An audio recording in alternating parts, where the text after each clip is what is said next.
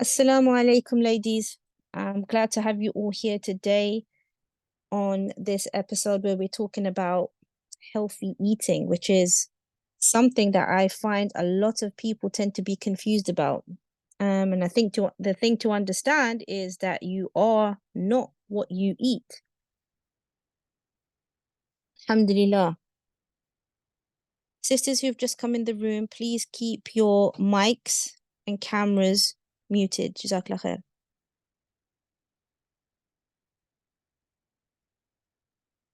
Okay, so for those who don't know much about me, my name's Faria. I'm a certified health, wellness, and nutrition coach. And I tend to use principles that are related to quantum and circadian health. These are just some of the areas that I've helped sisters improve um, in their health. Areas like weight loss, energy, hormonal imbalances, digestion, mental health, chronic pain, just to name a few. Allahumma barik. And just a short disclaimer before we start. The information shared here isn't medical advice, it's for educational purposes only. If you have health concerns, then reach out to a practitioner to address your personal situation. So just as we were asking you ladies, when you came into the room, and if you ask anyone today, what is healthy eating? Even if you ask Dr. Google, right? The first thing that comes to people's minds would be things that are like salads, fruits, vegetables, green stuff, right? And if you look at the images that come up in Google, they are the ones that look like that, right? And for most people, or a large majority of people, they don't like the idea of eating these things all the time. Even some babies will reject vegetables, right? You may have noticed that if you have children and you've gone through that weaning stage with them and you're trying to feed them certain vegetables, they're like, no, I'm not having it, right? So what should we be eating for optimal good health? Like, is there a right way or a wrong way to do this? Today, I'm going to share an angle that you may not have considered. As the seasons change from winter to spring, and then spring to summer, and then back to winter again, we have a shift in the amount of light that is available, in the amount of sunshine that is available. And if you notice in yourself, you also feel a shift in energy. You'll also feel a shift in your metabolism and in your hormones and what you actually feel like eating. So when we now coming into spring, right, those fresh, green, light foods become a bit more appealing, right? When we're going through winter and it's colder, naturally you tend to gravitate towards things like soups, towards things that are a bit more slower to digest, right? And it's those foods that are like those heavy proteins, those good fats. They stay in the system longer. They nourish us during the colder seasons. And also it's an opportunity for the body to rest more, right? But now we're going through the spring season and you have that urge to cleanse, right? It's like the animals who are coming out of hibernation. They want to stretch their body. They want to start looking for things to clear the system out that's just been dormant and relaxing for the last few months, right? And we should also have that urge for cleansing bitter foods. And if you think about it, those are the ones that are in season. And that is exactly what the body needs, right? So people talk about doing detoxes and cleanses and that kind of thing, right? The thing to understand is that the best time to do it would be the spring, okay? And alhamdulillah, you've heard now in the wellness world, people raving about fasting, right? It's not a secret anymore. Alhamdulillah, we've just completed our month of fasting just as the spring is coming in, right? When you are eating like this and you're taking into account the seasons, it can appear to be a little bit strange to some people, especially when you're talking about, say, the winter, when it feels like you're a little bit more restricted. Okay. And a lot of the time, I think this confusion comes about because of the illusion the supermarkets have created for us, right? They make you think that you can eat the exact same way all year round. And that's just simply not the case. So it in fact works against your biology to do that. So just because you go to the supermarket and you see pineapples, watermelons, bananas, you realize actually they're not a good idea in the winter.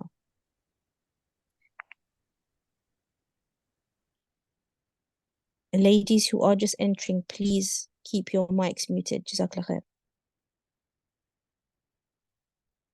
And when you eat in this way, you come to realize when you are following the seasons, when you are following what is actually going on in your natural environment, you come to realize that you don't actually need to follow any of the named diets because they don't actually take this into account. Now, when you realize and understand that everything in your body is controlled by mainly the light and dark cycles, things like your hormones when they release, things like your digestive enzymes, detoxification, even histamine, right? And that being out of sync with them causes your body to dysfunction. When you realize that, you start to see food under a different lens. The first thing you need to understand is that when you eat is more important than what you eat. Because even a salad at the wrong time of day can cause more harm than good. So when was the last time you considered something like UV light before making your food choices? At any given time of the year, we have a specific UV index. So UV is short for ultraviolet, right? And you might see it as UVI, which is ultraviolet index. Now, this is a number on a scale from 1 to 11 plus, depending where you are on the earth, okay? And it tells you how intense the ultraviolet rays from the sun are predicted to be at a particular time and place. So what's this got to do with food? Well, it's the light outside that grows the food, right? And it's the light that we want to be in sync with. The higher the UV light, the more simple sugar fruits will be available. And when you know this, you understand it, you can see that, say, for example, eating mangoes in the winter in London is a total mismatch. Unfortunately, most people don't see this as a problem, right? They'll say, oh, but it's healthy. Oh, I have to give my kids some fruits in the summer, right? What else are they going to snack on? The thing to understand is that food isn't just nutrition, right? Food is information. Now, what is it going to be telling our body if we are, say, having watermelon in the winter, if we're having bananas in the winter? What does it tell our body? It tells our body because it's information, our body's reading that as, oh, there's high UV light, it's summer. And so the body will respond to that cue and it will set off a cascade of events inside you. And what does this show up as? This shows up as chaos in the body. Chaos equals inflammation. So the thing to understand is that as seasons change, so do our hormones. And so then this impacts what our bodies actually need. So right now, with it being spring, our UVI index, right? The reading on it is about 4. Okay, when I looked at it the other day, so it will range, and I don't think in the spring it will go higher than maybe around 5, right? In the summer, we can probably be hitting around 7 or 8. Okay, now we are, if I'm not mistaken, about the 60th latitude, being in the UK, being in Europe, right? The closer you're going to get to the equator, the higher the index is going to be for you, right? So for example, bananas, grapes, melons, that kind of thing, they're going to need much higher indexes. And if you look, say, at fruits and vegetables that are available now in the supermarkets, you'll be seeing things like the berries, the grapes. These are going to be coming from those kind of countries. I've seen Morocco, I've seen India, I've seen, the South America, that kind of thing, right? This is why sticking to what's local and seasonal makes more sense to the body. Now, as spring comes in, melatonin decreases. Okay. Now, this is subcellular melatonin, okay, because there's 2 types. You tend to notice you'll have more energy. You'll be in a better mood. You'll be making more serotonin because there's more UV light. Okay. And as summer hits us, that pineal melatonin, right, which is the other type, is going to be at its lowest. Cortisol is going to be at its highest. Okay. And this would support what happens in the body. So you'll be able to at this time increase muscle growth opportunities, right? Cleansing, strengthening the body, because that is what subcellular melatonin does. And then as autumn comes in and winter, you naturally notice in yourself that you slow down. You'll tend to feel more sleepy. You'll tend to like want to go into yourself a bit more, right? At this time, the UV light is from 0 to 3. We might not even be getting that here in the UK, right? Because this is a time for rest, repair. This is when things like apoptosis can occur, autophagy can occur, right? Even digestion slows down at this time.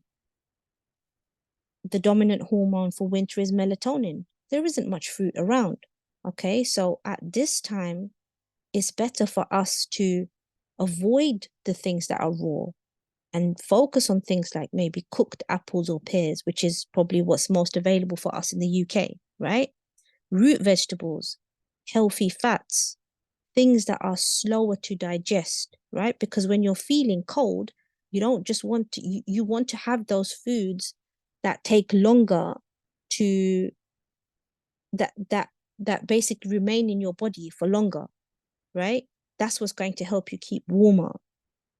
And then as early spring comes in, you'll notice what's available around us, cleansing fruits and vegetables, because that's exactly what the body needs at that time. Lemons, limes, right? They boost the digestive system from its winter rest. Now, summer, as we come into it, that is the time to shine for the body, right? All that effort from the rest and then the cleansing of the system, that's when it's going to show up, right? And it's also the time where you have a mitochondrial peak. Okay, at this time, your body's able to digest those high carb fruits. Why? There's more light available. There's more UV light. It's at its highest. Okay. And if you notice, at that time, the foods that are available support the body for that time. So for example, when you're going to be having watermelon, cucumbers, whatever, they're more hydrating. And that's exactly what the body needs. And if you think about it, it's exactly what you feel like eating. So if we shift our eating patterns to match the UV that's available, we support our body more in the way it was designed to work. So the key takeaway is to eat what's in season and what's most locally available to you, right? And obviously, the key thing at this point is making sure we also have that bioavailable protein, right? That's what we have to bear in mind too. So if food is information, right? It's another way for your body to understand what season it is and to understand how that external environment is at that any given moment in time. Okay. And because all of your organ systems operate with a clock system, this is significant. Okay. So, along with this internal information that you're giving your body from food, your body also needs to know the time of year, the temperature, etc., from your external environment. Okay, the best way to see this happening and to is to really get your light right. Okay, now the easiest way that we can do this, inshallah, is obviously by stepping outside as much as possible. Yeah, and if that isn't always easy for you, then you can, to get that understanding, you can use apps that we have available. Now, two good ones that are there, and maybe some of you guys use them already, would be the D-Minder app or the My Circadian app. Okay. Now, these are going to tell you things like when is sunrise, when is UVA time, when is it UVB time, and sunset, nightfall, that kind of thing. Okay. Each of these times have different benefits for us.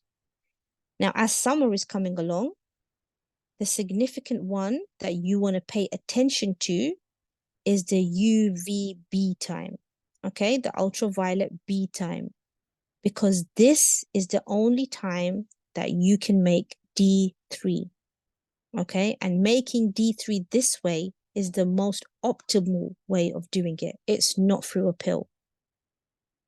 So the other important thing you can also do with these apps is log your sun sessions, okay? So once you've keyed in your location, the cloud cover for that day, your weight, your height, your Fitzpatrick skin type, which Huh? means that the tone Oh, of you can't. It your doesn't work like that. It doesn't work like that. It's a different type of game. Come on, sit here. subhanallah. Sit down. Hey, sit down. Sis Halima, your mic's on, sis. Yeah. So once you have the app and you've keyed in those information, it will let you know, the app will let you know how long you should stay out there at any given day or time. So that's why that kind of information is key, because if you are, say, for example, very light skinned or very dark skinned, it will give you a timing. Say it might be 20 minutes, might be 15 minutes, right? Whatever it is. Another feature on the My Circadian app, which is unique to it, is the lux meter. And that measures the brightness of your environment. And that's helpful to see if your entire internal environment is too dark or too bright, especially useful for night times. Okay. We want as much brightness during the day and we want to keep it as dark as possible at night. So when you have these basic understandings of the systems and how your body actually works, right? And what it needs, then you're going to be able to adapt wherever you are in the world, whatever the weather is, right? Even if you're traveling, you'll be able to figure out and know, okay, what is it that I need to be doing at this moment in time with my food, right? And this has to be the foundation in how you approach food and nutrition if you want long-term good health, right? It's that overall understanding of how seasons, food, hormones, and nutrition work. So